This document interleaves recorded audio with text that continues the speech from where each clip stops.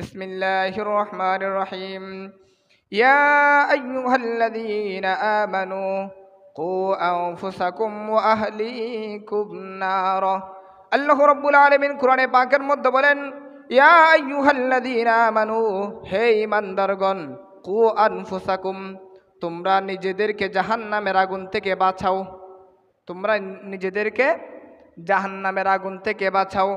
ও আল্লাহ, আমরা কি শুধু নিজেরাই জাহান্নামের আগুন থেকে বাঁচবো? আল্লাহ বলে, বান্দারে না না, শুধু তোমরা নিজেরাই বাঁচলে হবে না, ওয়া আহলিকুম নার, তোমাদের সাথে সাথে তোমাদের পরিবারকেও জাহান্নামের আগুন থেকে রক্ষা করো। উচ্চ আওয়াজে বলুন সুবহানাল্লাহ। আল্লাহ বলে, বান্দারে, ইয়া আইয়ুহাল্লাযীনা আমানু, যারা আমি আল্লাহর উপর ঈমান এনেছো, কু আনফুসাকুম, তুমি নিজেও জাহান্নামের আগুন থেকে বাঁচো, নিজের পরিবারকেও বাঁচাও। অর্থাৎ নিজেও জাহান্নামের আগুন থেকে হিফাজতে থাকতে হবে, নিজের পরিবারকেও জাহান্নামের আগুন থেকে হিফাজতে রাখতে হবে। অর্থাৎ যে কাজ করলে জাহান্নামের মধ্যে যেতে হয়, যে কাজ করলে আল্লাহ কিয়ামতের ময়দানে জাহান্নাম দেবে, ওই কাজ থেকেও নিজেকেও বিরত থাকতে হবে, পরিবারকেও বিরত রাখতে হবে। এর মধ্য দিয়ে জাহান্নাম থেকে নিজেও বাঁচা যাবে, নিজের পরিবারকেও রক্ষা করা যাবে। উচ্চ আওয়াজে বলুন সুবহানাল্লাহ। দেখেন, আল্লাহ বলে, বান্দারে, ইয়া আইয়ুহাল্লাযীনা আমানু, যারা আমি আল্লাহর প্রতি ঈমান এনেছো, আমি আল্লাহকে বিশ্বাস করেছো, কু আনফুসাকুম, তোমরা নিজেদেরকে জাহান্নামের আগুন থেকে রক্ষা করো। বড় করে বলুন সুবহানাল্লাহ। আচ্ছা, দুনিয়ার মধ্যে কি জাহান্নামের আগুন আছে?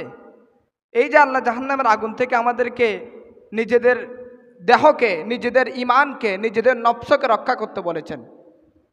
অর্থাৎ এখানে আল্লাহ বোঝাচ্ছে, বান্দারে, দুনিয়াবি যে একটা আমি আল্লাহ হায়াত দিয়েছি, ওই হায়াতের মধ্যে তোমরা যাবতীয় পাপ কাজ থেকে হিফাজতে থাকো। বড় করে বলুন সুবহানাল্লাহ।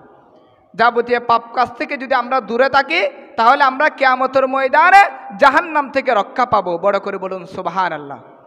আর যদি এই দুনিয়াবি হায়াতে আমরা গুনার দিকে ধাবিত হয়ে যাই, শয়তানের সাথে পা বাড়িয়ে বাড়িয়ে যদি অন্যায় কাজ করি, কাল কিয়ামতের ময়দানে আমাদেরকে জাহান্নামে যেতে হবে। উচ্চ আওয়াজে বলুন নাউজুবিল্লাহ।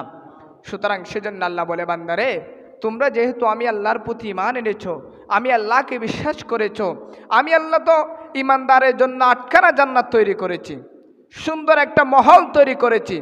সুতরাং তোমরা নিজেরাও জাহান্নাম থেকে বেঁচে থেকে ওই জান্নাতের আশা করো, এবং ওয়াহলিকুম নার, তোমাদের পরিবারকেও জাহান্নামের আযাব থেকে রক্ষা করে জান্নাতের দিকে ধাবিত করার চেষ্টা করো। বড় করে বলুন সুবহানাল্লাহ। তাহলে শুধু নিজে গুনাহ থেকে বেঁচে থাকলে হবে না, নিজের পরিবারকেও বাঁচাতে হবে। ঠিক কিনা? একটা আওয়াজে বলুন ঠিক কিনা? শুধু আমি নিজে জাহান্নামের আগুন থেকে বাঁচলে হবে, নাকি পরিবারকেও বাঁচাতে হবে? পরিবারকেও বাঁচাতে হবে, এটা আপনার উপর ফরজ। সন্তানকে জাহান্নামের আগুন থেকে বাঁচানো পিতামাতার উপর ফরজ। নিজের স্ত্রীকে জাহান্নামের কাছ থেকে দূরে রাখা স্বামীর উপর ফরজ। স্বামীর উপর কি ফরজ? সেজন্য আল্লাহ বলে, বান্দারে, তুমি নিজে জাহান্নামের আগুন থেকে বেঁচে থাকলে হবে না, পরিবারকেও বাঁচাও। এখন আপনি নামাজ, রোজা, তাসবিহ, তাহলিল আদায় করেন, কিন্তু আপনার স্ত্রী নামাজ, রোজা কোনো কিছু পড়ে না, সারাক্ষণ টিভি সিনেমা নিয়ে বসে থাকে। তো আপনি কি আপনার স্ত্রীর হক আদায় করেছেন?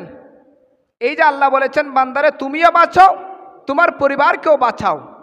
কই, আপনি তো আপনার স্ত্রীকে বাঁচান নাই জাহান্নামের আগুন থেকে। আপনার সন্তান ইয়াবার মধ্যে লিপ্ত, মদ সেবনের মধ্যে লিপ্ত, মদ জুয়ার মধ্যে লিপ্ত, আপনার সন্তান যাবতীয় পাপ কাজের মধ্যে নিমজ্জিত। কিন্তু এখন আপনি নিজে জাহান্নামের আগুন থেকে বাঁচলেন, কিন্তু আপনার সন্তানদেরকে বাঁচান নাই। এর জবাবদিহিতা কি কিয়ামতের ময়দানে আপনাকে করতে হবে না? করতে হবে। সেজন্য আল্লাহ বলে, বান্দারে, শুধু নিজে বাঁচলে হবে না, কু আনফুসাকুম, তোমরা নিজেরাও জাহান্নামের আগুন থেকে বাঁচাও, ওয়া আহলিকুম নার, তোমাদের পরিবারকেও বাঁচাও। বড় করে বলুন সুবহানাল্লাহ। আল্লাহর হাবিব বলেন, ও আমার উম্মত, তোমরা শোনো শোনো, তোমরা যেভাবে জাহান্নামের আগুন থেকে বাঁচবা, ঠিক তেমনিভাবে তোমাদের পরিবারকেও জাহান্নামের আগুন থেকে বাঁচাতে হবে। শুধু নিজে জাহান্নাম থেকে রক্ষা পেলে হবে না, নিজের পরিবারকেও জাহান্নামের আগুন থেকে রক্ষা করতে হবে। সুতরাং যখন আপনি সন্তান মানুষ করবেন, ওই সন্তানকে ছোটবেলা থেকে মানুষ করতে হবে। ছোটবেলায় যদি আপনি সন্তানকে ছেড়ে দেন, ওই সন্তান পাপ কাজের মধ্যে নিমজ্জিত হয়ে যাবে, ওই সন্তান গুনার কাজের মধ্যে নিমজ্জিত হয়ে যাবে। কিন্তু আপনি যখন আপনার সন্তানকে ছোটবেলা থেকে গাইড দেবেন, আপনি যখন সন্তানকে ছোটবেলা থেকে ইসলামী শিক্ষায় শিক্ষিত করবেন, উত্তম আদর্শ শিক্ষা দিবেন, ওই সন্তান কখনো খারাপ পথের মধ্যে ধাবিত হতে পারে না। সন্তান আল্লাহর দিকে ধাবিত হবে। উচ্চ আওয়াজে বলুন সুবহানাল্লাহ। নবী বলেন, ও আমার উম্মত শুনো শুনো, তোমাদের সন্তান যখন দুনিয়ার মধ্যে আসবে, আসার সাথে সাথে তোমরা সন্তানের কানের মধ্যে আজান দিবা। কি দিবা? আজান দিবা। এখানের মধ্যে আরেকটা বিষয় বলে রাখি, যখন সন্তান দুনিয়ার মধ্যে আসে তখন আমরা দৌড়াদৌড়ি করি। এই যে কোনো একটা মাদ্রাসা থেকে, মসজিদ থেকে আমরা একটা হুজুর ধরে নিয়ে আসি, হুজুর আমার সন্তান এসেছে, একটু আজান দেন। কিতাবের মধ্যে এসেছে সন্তানের কানের মধ্যে ফিতা আজান দেওয়া উত্তম, নাতির কানের মধ্যে দাদা আজান দেওয়া উত্তম।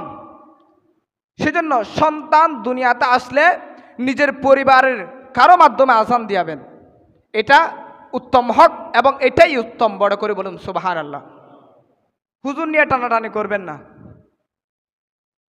আপনার সন্তান, আপনি খুশিতে আত্মহারা, আপনি কি আল্লাহর নামটা স্মরণ করে আপনার সন্তানের কানের মধ্যে আজান দিতে পারবেন না? আপনার নাতির কানের মধ্যে আজান দিতে পারবেন না? হুজুর কেন প্রয়োজন হবে? সন্তান ভূমিষ্ঠ হওয়ার সাথে সাথে পিতার দায়িত্ব হচ্ছে সন্তানের কানের মধ্যে আজান দেওয়া, দাদার দায়িত্ব হচ্ছে নাতির কানের মধ্যে আজান দেওয়া, চাচার দায়িত্ব হচ্ছে এই বাইফুত বাজির কানের মধ্যে কি দেওয়া? আজান দেওয়া। এই রেওয়াজগুলো একটু পরিবর্তন করেন, বিষয়গুলো একটু পরিবর্তন করেন। দৈনন্দিন মসজিদে আজান হচ্ছে, এখন কাউকে যদি বলে আজান দেন, একামত দেন, তখন সে কি করে? গলাকে একটু এদিক সেদিক নাড়াচাড়া করে, আজান দিতে পারে না। মুসলমান ঘরে জন্মগ্রহণ করে আজান দিতে পারি না। দৈনন্দিন 5 বার মসজিদে আজান হচ্ছে। সন্তান দুনিয়াতে আসার সাথে সাথে প্রথমে আপনি আজান দিয়ে ফেলবেন। এর পরবর্তীতে যদি আপনার মনে হয় যে আমি একজন হুজুরের মাধ্যমে, বুজুর্গের মাধ্যমে আজান দিয়াবো, তখন আপনি সুন্নাতান কানের মধ্যে আজান দিয়াবেন। বড় করে বলুন সুবহানাল্লাহ। কিন্তু প্রথমে কে করবেন? বাবা দিয়ে ফেলবেন, দাদা দিয়ে ফেলবেন। এরপরে হুজুরের মাধ্যমে আপনারা দুয়ার নিয়তে, বরকতের নিয়তে আজান দিতে পারবেন, কোনো সমস্যা নাই। সেজন্য নবী বলেন, হযরতে হাফসা বিনতে আব্দুর রহমান রাদিয়াল্লাহু তাআলা আনহা থেকে হাদিস রাওয়ায়াত, হযরতে হাফসা রাদিয়াল্লাহু তাআলা আনহা বলেন, আম্মা জান মায়েশা সিদ্দিকা রাদিয়াল্লাহু তাআলা আনহা আমাদেরকে বলেছেন, ও হাফসা শোনো শোনো, যখন তোমাদের ঘরের মধ্যে সন্তান জন্মগ্রহণ করবে, ওই সন্তানের 7 দিনের মাথায় তোমরা আকিকা করবা। কি করবা? আকিকা। অন্য হাদিসে পাকের মধ্যে আমার নবী বলেন, ওয়াকালা রাসূলুল্লাহ সাল্লাল্লাহু তাআলা আলাইহি ওয়াসাল্লাম, নবী বলেন, ওয়াকালা রাসূলুল্লাহ সাল্লাল্লাহু তাআলা আলাইহি ওয়াসাল্লাম, আল গুলামু মুরতাহুম বিআকিকাতিহি। নবী বলেন, ও আমার উম্মত শুনো শুনো, তোমাদের ঘরে যখন সন্তান জন্মগ্রহণ করবে, সন্তান যখন জন্মগ্রহণ করবে, ওই সন্তানের বয়স যখন হবে, বিআকিকাতিহি তুযবাহু আনহু ইয়াউমাস সাবি'i, সন্তানের বয়স যখন 7 দিন হবে, তোমরা 7 দিনের মাথায় সন্তানের জন্য আকিকা করবা। উচ্চ আওয়াজে বলুন সুবহানাল্লাহ। তাহলে সন্তানের জন্য আকিকা করতে হবে কোন দিনে? 7ম দিনে। কোন দিনে? 7ম দিনে, 7 দিনে। 7 দিনে আকিকা করা এটা উত্তম। এটা কি? উত্তম। সুন্নাহ মোতাবেক, হাদিস মোতাবেক। আমি আমার মন গড়া কোনো কথা বলতেছি না, হাদিস থেকে বলতেছি। নবী বলেন, আল গুলামু মারতাহুম বিআকিকাতিহি তুযবাহু আনহু ইয়াউমাস সাবি'i। উম্মত, তোমাদের ঘরে যখন সন্তান আসবে, ইয়াউমাস সাবি'i, 7 দিনের মাথায়, বিআকিকাতিহি, তোমরা তোমাদের সন্তানের আকিকা করাও। বড় করে বলুন সুবহানাল্লাহ। এখন আপনার কথা হলো, হুজুর যেদিন আমার সন্তানের বয়স 7 দিন, সেই দিন তো আকিকা করার মতো আমার কাছে সামর্থ্য নাই, টাকা পয়সা নাই, এখন আমি কি করব? তখন আপনি পরবর্তীতে যখন আপনার সামর্থ্য থাকবে, ওই সময়ে আপনি সন্তানের আকিকাটা করাই ফেলবেন, কোনো সমস্যা নাই। তবে সামর্থ্য থাকলে 7 দিনের মাথায় করে ফেলা উত্তম। বড় করে বলুন সুবহানাল্লাহ।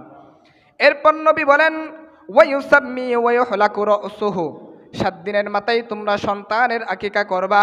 ওয়ায়ুসাম্মি, এই 7 দিনের মাথায় সন্তানের জন্য একটা উত্তম নাম রাখবা। কি রাখবা? উত্তম নাম রাখবা। ওয়ায়ুহলাকু রাসুহু, এবং এই 7 দিনের মাথায় তোমরা সন্তানের মাথা মুন্ডন করবা। উচ্চ আওয়াজে বলুন সুবহানাল্লাহ। নবী বলেন উম্মত, যখন তোমাদের ঘরে সন্তান আসবে, সন্তান আসার সাথে সাথে ওই সন্তানের কানের মধ্যে আজান দিবা। 7 দিনের মাথায় সন্তানের আকিকা করবা। দ্বিতীয় নাম্বার, সন্তানের জন্য ইসলামের একটা সুন্দর নাম রাখবা। তৃতীয় নাম্বার হলো তোমরা এই 7 দিনের মাথায় সন্তানের মাথা মুন্ডন করবা। উচ্চ আওয়াজে বলুন সুবহানাল্লাহ। তাহলে 7 দিনের মাথায় কয়টি কাজ? 3টি কাজ। কয়টি কাজ? শিখে রাখেন, জেনে রাখেন। এগুলো অনেকে নিয়ে ফেসাদ করে।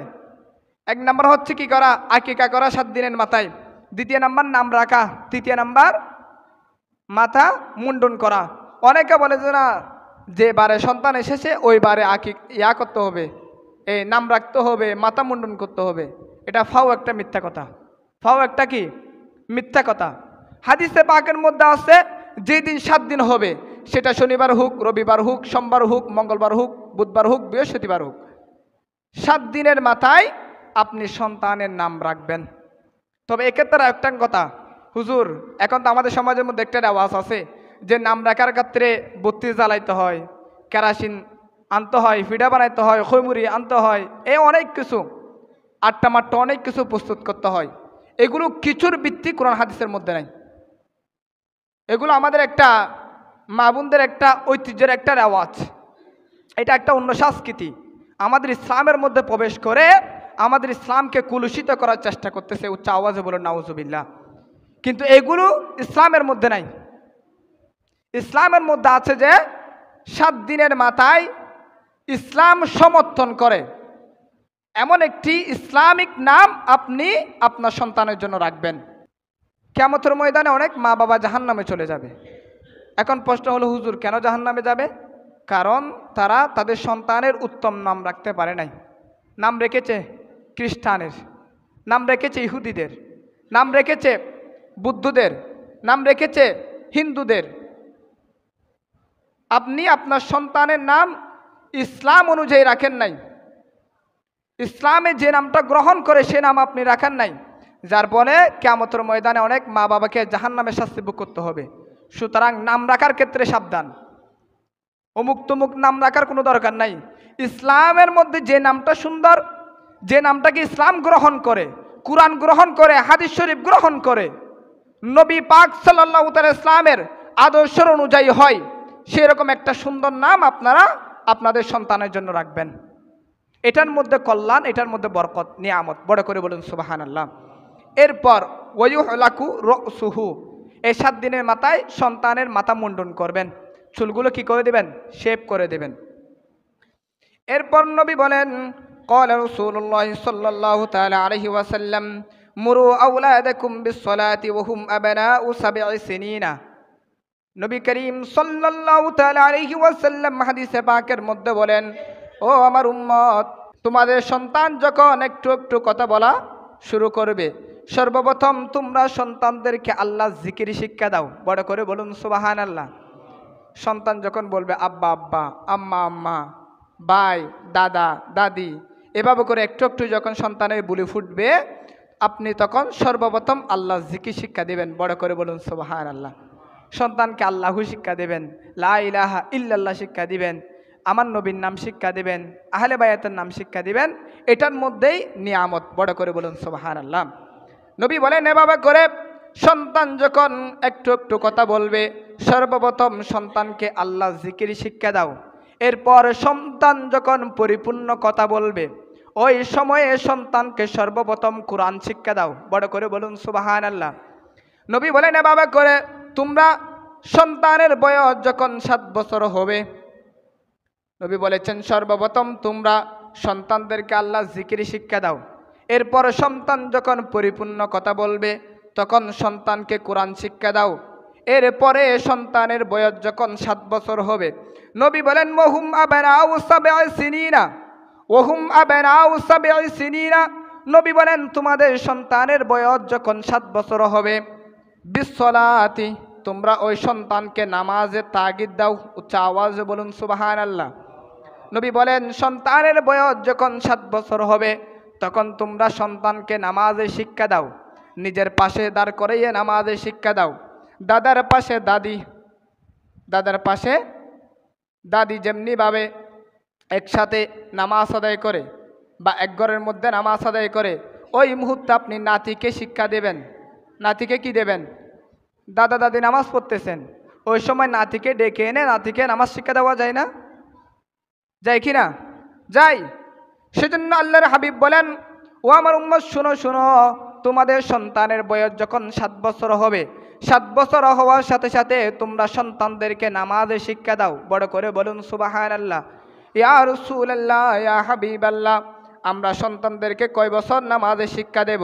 নবী বলেন তোমরা 7 থেকে 8 বছর, 8 থেকে 9 বছর, 9 থেকে 10 বছর, এই 3 বছর পর্যন্ত তোমরা হাতে কলমে সন্তানদেরকে নামাজে শিক্ষা দাও। বড় করে বলুন সুবহানাল্লাহ। এরপর নবী বলেন ওহুম আবনাউ আশরিন, যখন তোমাদের সন্তানের বয়স 10 বছর হবে। কয় বছর? নবী বলেন যখন তোমাদের সন্তানের বয়স 10 বছর হবে, ওয়াদরিবুহুম, তখন তোমরা সন্তানদেরকে বেতের প্রহারের মাধ্যমে হলো নামাজে শিক্ষা দাও। বড় করে বলুন সুবহানাল্লাহ। দেখেন নবী বলতেছেন যে যখন আপনার সন্তানের বয়স 7 বছর হবে, কয় বছর? তখন থেকে সন্তানদেরকে নামাজে শিক্ষা দিতে হবে। এখন কথা হলো আপনি কয় বছর নামাজে শিক্ষা দেবেন? নবী বলে 7 থেকে 8 বছর, 8 থেকে 9 বছর, 9 থেকে 10 বছর, এই 3 বছর তোমরা পাশে দাঁড় করিয়ে করিয়ে প্র্যাকটিক্যালি তোমরা নামাজের শিক্ষা দাও। বড় করে বলুন সুবহানাল্লাহ। এরপর নবী বলেন ওয়াদরিবুহুম আলাইহা ওহুম আবনাউ আশরিন, কিন্তু যেই মুহূর্তে আপনার সন্তানের বয়স 10 বছর হয়ে যাবে, নবী বলে ওয়াদরিবুহুম, প্রয়োজনে তাদেরকে বেতের আঘাত করে হলো নামাজের মধ্যে দাঁড় করাও। বড় করে বলুন সুবহানাল্লাহ। 7 বছর থেকে 10 বছর পর্যন্ত নামাজ শিক্ষা দেবেন, কিন্তু 10 বছর পর দেখা গেল আপনার সন্তান নামাজ পড়তেছে না, নামাজের প্রতি অনীহা। নবী বলে ওয়াদরিবুহুম, তাদেরকে বেতের আঘাত করো। কি করো? বেতের আঘাত করো, তাদেরকে ভয় দেখাও, যাতে ভয়ে নামাজের মধ্যে দাঁড়িয়ে যায়। বড় করে বলুন সুবহানাল্লাহ। এমন নবী আপনি আর কই পাবেন? যে নবী পাক সাল্লাল্লাহু আলাইহি ওয়াসাল্লাম সন্তানকে কিভাবে মানুষ করবেন সেটাও শিক্ষা দিয়ে গিয়েছেন। বড় করে বলুন সুবহানাল্লাহ। তাহলে সন্তানের বয়স যখন 10 বছর হবে, ওই সময় যদি সন্তান নামাজ না পড়ে, সন্তানকে কি করতে হবে? মৃদু প্রহার। আবার এমন প্রহার করা যাবে না যে বেতার বাড়িতে শরীরের মধ্যে আঘাত বসে যায়। কি বসে যায়? আঘাত বসে যায়, দাগ বসে যায়, এমনভাবে প্রহার করা যাবে না। মৃদু প্রহার, অর্থাৎ বেত তোলার আগে যাতে সন্তান ভয় পেয়ে যায়, বেত তোলার আগে যাতে সন্তান ভয় পেয়ে যায়, এমন ধমকের মাধ্যমে সন্তানদেরকে নামাজের মধ্যে দাঁড় করাতে হবে। বড় করে বলুন সুবহানাল্লাহ।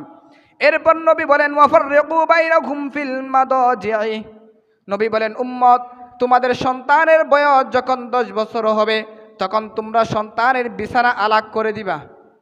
বিছানা আলাদা করে দিবা। উচ্চ আওয়াজে বলুন সুবহানাল্লাহ। একটা হাদিস, নবী বলে সন্তানের বয়স যখন 10 বছর হবে সন্তানের বিছানা কি করে দিতে হবে? আলাদা করে দিতে হবে। 10 বছর বয়সী কোনো সন্তান বোনের সাথে ঘুমাতে পারবে না, মায়ের সাথে ঘুমাতে পারবে না। কারণ 10 বছর পর থেকে শয়তান তাকে ওয়াসওয়াসা দেয়, শয়তান তাকে কি দেয়? কুমন্ত্রণা দেয়।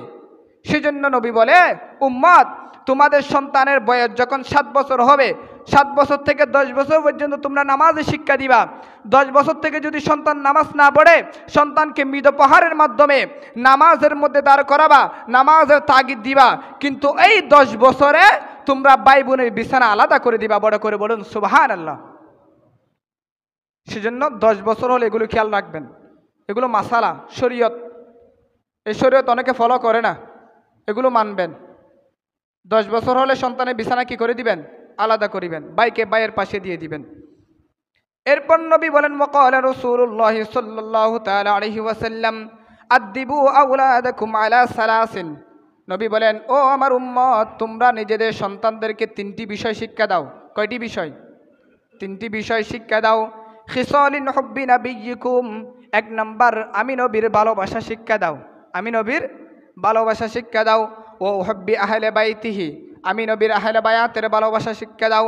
এরপর নবী বলেন ওয়া আলা কিরাতিল কুরআন, তোমরা তোমাদের সন্তানদেরকে আল্লাহর কুরআন শিক্ষা দাও। বড় করে বলুন সুবহানাল্লাহ। তাই দেখেন, এটা হাদিস শরীফের মধ্যে নবী বলেন যে তোমরা তোমাদের সন্তানদেরকে 3টি বিষয় শিক্ষা দাও। কয়টি বিষয়? এক নাম্বার হচ্ছে কি? নবীর ভালোবাসা। এক নাম্বার কি? নবীর ভালোবাসা। দ্বিতীয় নাম্বার আমার নবীর আহলে বায়াতের ভালোবাসা, আমার নবীর পরিবারের ভালোবাসা। তৃতীয় নাম্বার হলো আল্লাহর কোরআনের শিক্ষা। বড় করে বলুন সুবহানাল্লাহ। এই 3টা শিক্ষা যখন আপনি সন্তানদেরকে ছোটবেলা থেকে দেবেন, ওই সন্তান কখনো বাবার বিরুদ্ধে যাবে না, মায়ের বিরুদ্ধে যাবে না, সমাজের বিরুদ্ধে যাবে না, ও রাষ্ট্রের বিরুদ্ধে যাবে না। ওই সন্তান ইসলাম অনুযায়ী বেড়ে উঠবে। বড় করে বলুন সুবহানাল্লাহ। আজ যদি সন্তানদেরকে নবীর ভালোবাসা শিক্ষা না দেন, আহলে বায়াতের ভালোবাসা শিক্ষা না দেন, যদি আপনি আল্লাহর কোরআন শিক্ষা না দেন, ওই সন্তান মা বাবাকে বৃদ্ধাশ্রমে রেখে আসবে। বড় করে বলুন নাউজুবিল্লাহ। মা বাবাদেরকে ওই সন্তান জুদা করে দেবে, ওই সন্তান মা বাবাকে আলাদা করে দেবে, মা বাবার সাথে বেয়াদবি করবে, মা বাবার বিরুদ্ধে কথা বলবে, মা বাবাকে আঘাত করবে। উচ্চ আওয়াজে বলুন নাউজুবিল্লাহ। কিন্তু এই 3টা শিক্ষা যদি আপনি সন্তানদেরকে দিতে পারেন, ওই সন্তান কখনো বেয়াদবি করতে পারে না, অন্যের সম্পদ ধ্বংস করতে পারে না। সম্মানিত হাজরিন, আপনার সন্তান মাদ্রাসায় পড়ুক, স্কুলে পড়ুক, যে কোনো জায়গায় পড়ুক, সেই বিষয় নিয়ে আমার কোনো মাথা ব্যথা নাই, আমার কোনো মাথা ব্যথা নাই। আমি এটা বলতেছি না যে আপনার সন্তানকে আলেম বানাতেই হবে, হুজুর বানাতেই হবে, আমি এটা বলতেছি না। সবাই যদি আলেম হয়, ডাক্তার কে হবে, ইঞ্জিনিয়ার কে হবে? আমাদের ডাক্তারেরও প্রয়োজন, ইঞ্জিনিয়ারেরও প্রয়োজন, আলেমেরও প্রয়োজন। আপনি বিভিন্ন সেক্টরে আপনার সন্তানকে মানুষ করেন, কিন্তু ছোটবেলায় যে প্রাথমিক শিক্ষা, ওই শিক্ষা আপনি ইসলামী শিক্ষা শিক্ষিত করুন। তাহলে ওই সন্তান কখনো বিপদগামী হবে না, ওই সন্তান কখনো বিপদে যাবে না, শয়তানের ধোঁকার মধ্যে পড়বে না। ওই সন্তান মা বাবাকে সম্মান করবে, মা বাবাকে তাজিম করবে, এবং হুব্বে রাসূল অন্তরের মধ্যে রেখে রসুলের পাকের শান আজমতকে বুলন্দ করবে। বড় করে বলুন সুবহানাল্লাহ। অন্য একটা হাদিসে পাকের মধ্যে নবী বলেন ওয়াকাল রাসূলুল্লাহ সাল্লাল্লাহু আলাইহি ওয়াসাল্লাম লা ইউআদ্দিবুর রাজুলা ওয়ালাদাহু খায়রুন মিন আইয়াতাসাদ্দাকা বিসাইন। নবী বলেন সবচাইতে উত্তম সদকা, উত্তম দান হচ্ছে নিজের সন্তানকে আদব শিক্ষা দেওয়া। সন্তান বেয়াদব হওয়ার কারণে তো আজকে এত সমস্যা। সেজন্য নবী বলেন কোটি কোটি টাকা সদকা করার দরকার নাই, আগে প্রথমে নিজের সন্তানকে আদব শিক্ষা দাও, সন্তানদেরকে আদব শিক্ষা দাও, তারপর আপনি দান করেন। যদি আপনি সন্তানদেরকে আদব শিক্ষা না দেন, আপনি কোটি কোটি টাকা দান করেছেন, কিন্তু আপনার যে একটা সিলসিলা, ওই সিলসিলা আপনার সন্তান ধরে রাখতে পারবে না, কারণ আপনি আপনার সন্তানদেরকে আদব শিক্ষা দেন নাই। সেজন্য সন্তানের হকগুলো যথাযথভাবে আদায় করার মতন আমাদের প্রত্যেককে তৌফিক দান করুন। সকলে বলুন আমিন।